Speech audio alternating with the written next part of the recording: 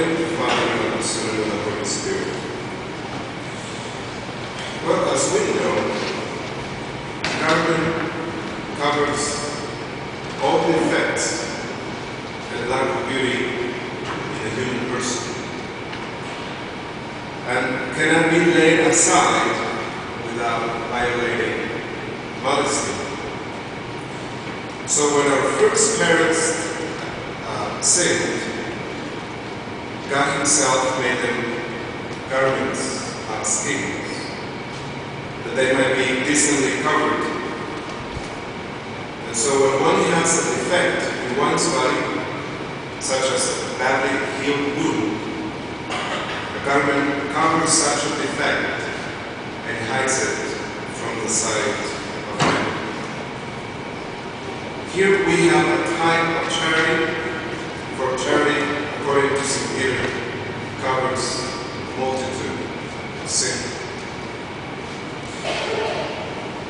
It is charity that conceals our sins, as it were, from the eyes of God, and so covers them that He no longer sees them.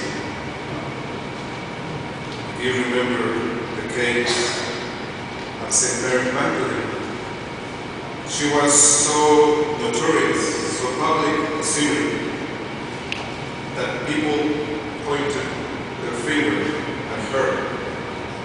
And the Gospel says that 7 demons came out of her. And so one day, one of the Pharisees invited Jesus to his house to eat. And that's when she finds out about Jesus being there. So she made her appearance before Christ in a garment which covered all her sins, in the garment of love. So she did all of this out of love of God. As Christ Himself declares, many sins are forgiven her because she has loved much.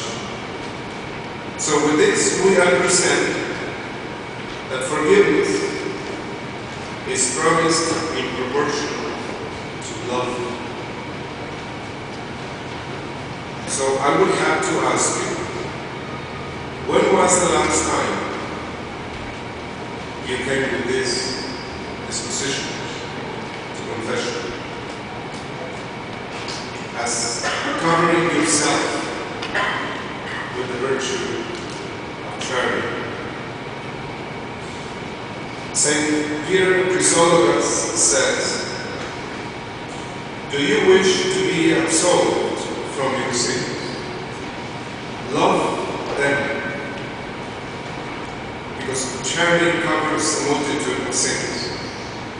Endeavor in all your confessions to have perfect contrition. That is, contrition that has its first and of itself sufficient cause in the love of God. For you may rest assured then that you will always make a good confession and obtain the remissions of our sins."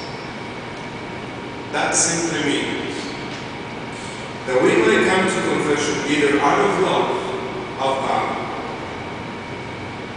or preference, because we don't want to feel bad about what we do, rather than coming because we want to cover ourselves with the love of God. Then the garment also warms the body. We know that without clothes, no one would be able to withstand the cold of winter.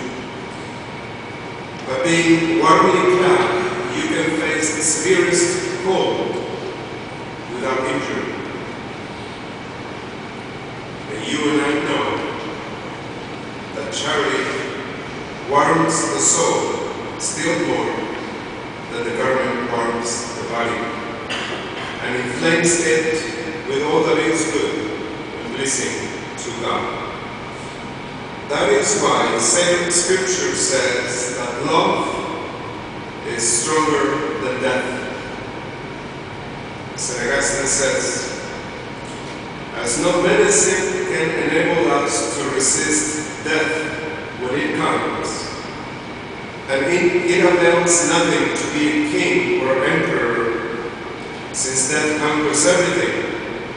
So nothing withstands the man who is entirely penetrated with the love of God. For example, what is it that induced St. Francis Xavier to cross the sea, to wander about in foreign lands, and to preach the gospel to the heathens in the midst of all kinds of perils and privations? What is it that induced St. Peter Claver to devote himself with invincible patience and unbeatable zeal to the service of the lowest and most despised class of men?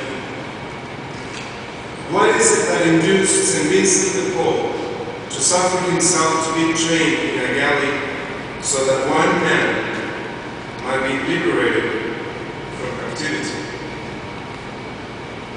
Was it that fraternal love that inflamed their souls and gave them strength to accomplish such great things? Charity warms and inflates the hearts of Christians and enables them to make any sacrifice to God for the salvation. St. John,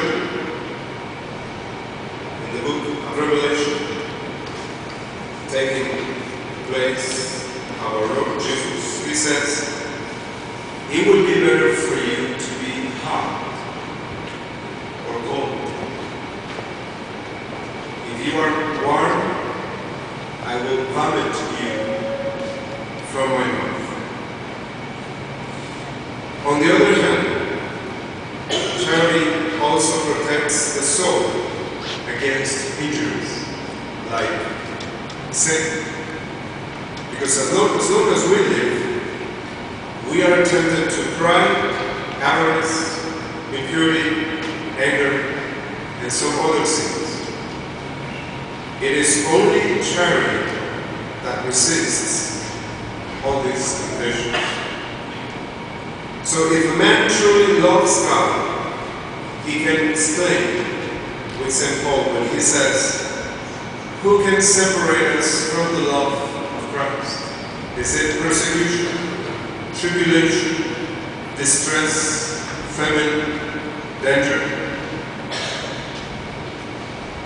So if the fire of love burns in your heart, any sinful inclination that arises will be consumed and you will be preserved from sin. So the thing here is that it is not necessarily that we commit a number of sins or that we are extremely sinful. The thing here is that we don't love God sufficiently, and in most of the cases we don't want to. St. Ambrose says, recognize, O soul, that you are beautiful, that you are the image of God, the honor of God, the joy of God. So the question is, how is it that men can be found who are not in the state of grace?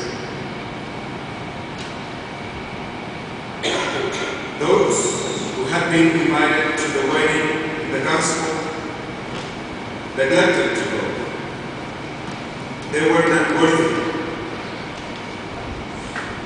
Is negligence conceivable in such a case, when remaining in that state is provoking God to cast us out into hell? So, what excuse at the end of our lives can we put out for not loving God?